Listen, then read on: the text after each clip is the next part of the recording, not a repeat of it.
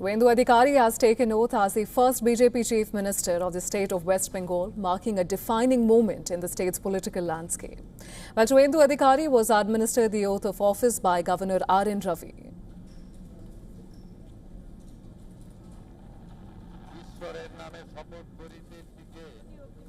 Dilip Ghosh, Agnimitra Paul, Ashok Kirtania, Khudiram Tudu and Nishit Pramanik were also sworn in as ministers in the West Bengal government. Today's swearing-in also coincides with Rabindranath Tagore's birth anniversary. Prime Minister Modi, who attended the swearing-in ceremony, paid tributes along with Suvendu Adhikari to the Nobel laureate, poet and philosopher on the occasion. Huge crowds of supporters attended to witness history being made at the Brigade Parade Ground in Kolkata. The state sworn in its 9th Chief Minister, ushering the BJP-led era.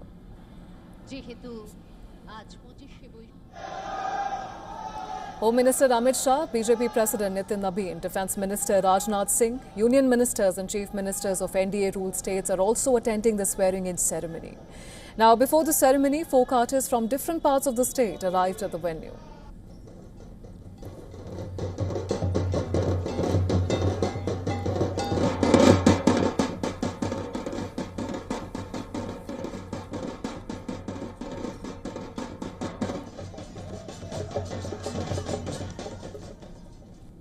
And for more on this, we're now being joined live by Shikha Mukherjee. She's a senior journalist from Kolkata. Thank you so much, Ms. Mukherjee, for taking the time out for us and joining us on the broadcast. Now, today's swearing-in is more than just a ceremonial transition. It marks the end of nearly 15 years of Mamata Banerjee's political dominance in Bengal.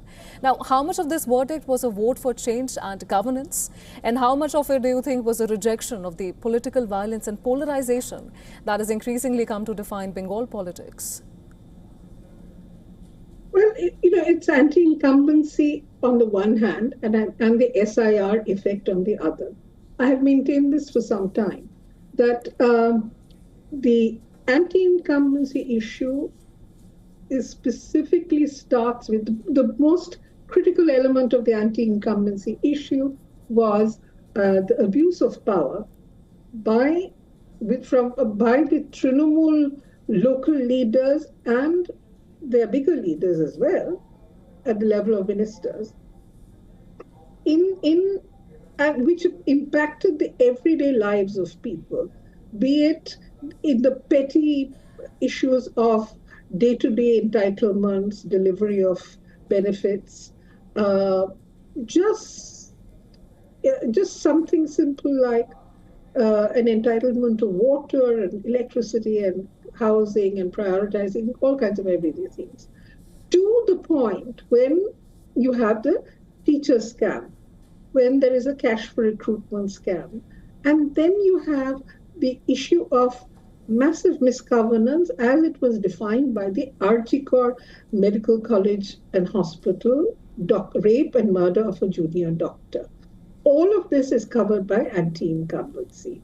So there was a very strong element of anti-incumbency. There was also an SIR effect of deletions and exclusions and the mysterious ways of the election commission, which simply couldn't get things done on time. Even after they were asked not to rush through it, they still couldn't get their act together. And 27 or 34 lakhs, it's a disputed figure, have been left out of the vote of the electoral roll. In other words, they did not vote. So deletions, exclusions, effectively temporary or permanent, I do not know, disenfranchisement of voters, plus anti-incumbency, and the appeal of the BJP as a strong and powerful party that can contain and defeat the Trinamool's own capacity to dominate its turf through violence, through an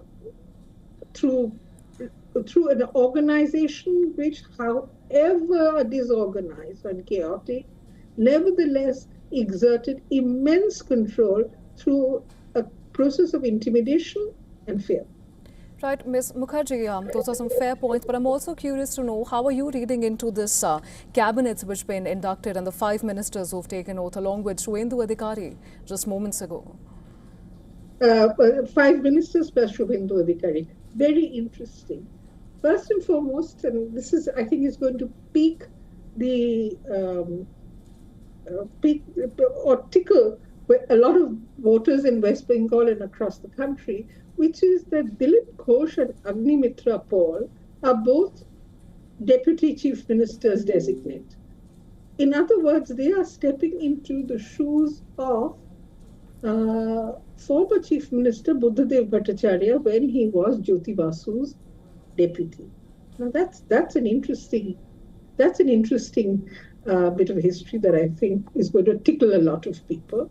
The thing is, Dilip Ghosh, Agnimitra Paul, both of them come from there is the area of Midnapur has a very strong representation.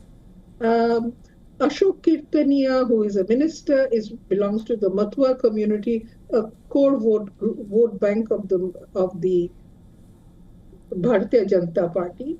Nishit Pramanik, very, very predictably, is the face of the north of the BJP in the north, critical area of North Bengal, from where the BJP almost swept every seat that was contested. And then except when they came to Malda and Murshidabad. And then you have the tribal face. So you have the woman face, you have the tribal face, you have the Matua face, you have somebody from North Bengal, and then you have Suvendu Adhikari and Dilip Ghosh. Why do I refer to them?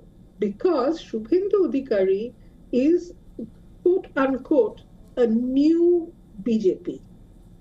He defected to the BJP from the Trinamool in 2020. Dilip Ghosh, on the other hand, is old BJP. He's from the RSS, and he was asked to take over charge in West Bengal at a particularly critical moment for the BJP. So it's a fascinating composition in the sense that you have Mednipur, you have the old and the new represented, you have the woman represented, you have the core vote bank of the Matuas represented, you have Nishit Pramanik from the north, and then you have the tribal face, all of which were the key elements that together worked the magic for the BJP. Absolutely. And while we'll have to see how citizens are going to take to Dilip Ghosh and Agnimitra Paul, what has also tickled our fancy is the TMC, which has been reduced to just 80 seats, and its leadership is facing immense, legal and political pressure. Now, do you see the party surviving as a cohesive unit, or do you think we can also possibly see a total collapse on that front? See, total collapse is something that is very unpredictable, and I wouldn't like to even go there. But yes, the party is going to find it difficult to hold on to its leadership and therefore its ground level supporters, because the BJP is going to be the obvious attraction. If you look at how let me be very honest. Let me point out two things. One, that for the first time in 50 years, West Bengal has a double-engine government. Since 1977, the left was in power for 34 years, and the left has obviously never been in power at the center. Mamata Banerjee fierce fights with everybody, from the Congress to the BJP. And now you have the first double-engine sarkar in West Bengal in 50 years. That's a huge change. And sorry, I've lost track of the question. No, Ms. Mukherjee, I just wanted to know from you that can we see the opposition as a cohesive unit still? Yes. Yeah. See, the Trinamool, when the Trinamool came to power, it created, or just around the time that it came to power, the Trinamool created, and that's the 50-year reference actually. 50 years, for 34 years, we hadn't seen defections in West Bengal because The CPM was averse to picking up, well, later on it did, but in very small numbers. The Trinamool came, and there was this rush to join the Trinamool and sort of uh, abandon the sinking ship of the CPM or the left. Then you have the BJP. In 2021, there was a rush to join the BJP, including Suvendu Adhikari for one. And that was also anticipating that the BJP would come to power in 2021. It didn't happen, but it's happened now. And the sort of portability between parties, which during the 34 years of the left rule was frowned upon. It was taboo almost. That changed in the Mamata Banerjee's 15 years, and that's again going to repeat itself in the new era. So I think West Bengal is going to see quite a few shifts and changes from the Trinamool to the BJP. Right, and the BJP has repeatedly framed this victory as, Bengal choosing development over fear. While the TMC continues to allege electoral manipulation and has refused to fully accept the mandate. And with tensions already spilling onto the streets after the results now, what are the immediate challenges that you think are there before this new double-engine Sarkar in restoring the political trust and also ensuring that Bengal does not remain trapped in this cycle of, revenge politics? Well, I don't know about the cycle of revenge politics, but for this particular government to restore normalcy as you described it is going to be very difficult. And because look at one thing: you have 28%, 27 to 28% Muslims in West Bengal. The BJP has not one MLA who's Muslim, and therefore the cabinet is not going to have a Muslim minister. So when we are talking about how the BJP is going to balance its representation and power distribution of power in the cabinet, that is going to be one constraint. The second thing is, yes, the BJP government has a priority. The priorities are very, very clear. They spelled it out yesterday. They spelled it out in their manifesto. One, zero tolerance for Ghuspetia. Mr. Amit Shah, the Home Minister, yesterday also said the same thing.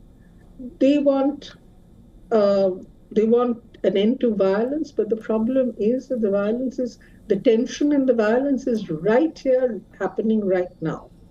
Right. Why? Because of this intense communal polarization between the Hindutva agenda and the Muslim population, and this is a very dangerous and explosive situation. It is Mr. Suvendu Adhikari's job to ensure that this doesn't go haywire, but the problem is that he has his own constraints, and he has the restrictions that come with the kind of politics that the BJP has done here in West Bengal and outside of West Bengal. We've seen it across the country, and that is going to be a big, big problem. Yes, development is an agenda, but the problem with the West Bengal government is that the BJP will have to find money, or it will have to funnel money from the center, for which they will either need a special purposes vehicle, which they will have to set up, or I don't know how they're going to manage it. Right, and just to take your point a little further, now Suvendu Adhikari's rise, that carries enormous symbolism from being Mamata Banerjee's closest aide to now replacing her at the top. And beyond the optics, what does this political shift tell us about the changing social and ideological mood of Bengal, a state that has historically resisted this BJP's brand of politics? Well, it suggests that in West Bengal,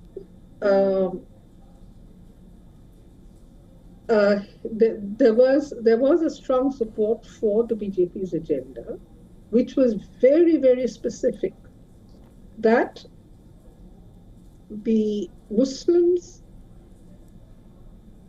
were not the controlling, had no major role to play in a state which was 70% Hindu. And then you have the demographic change narrative, you have the Muslim infiltrator narrative, changing the demography of the border districts. So it's very, very simple.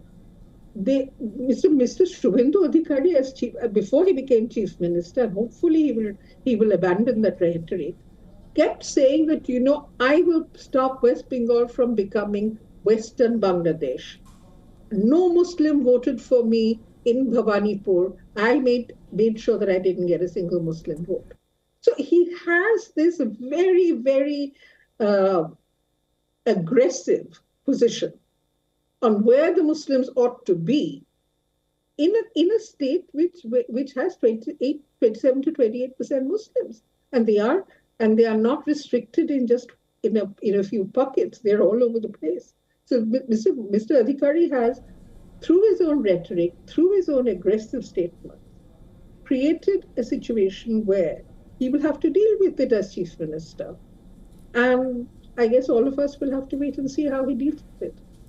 Absolutely, Ms. Mukherjee. We'll have to wait and see how this new government tackles those challenges and takes it ahead from there. But for now, thank you so much for joining us on the broadcast and sharing your perspective with us. Thank you.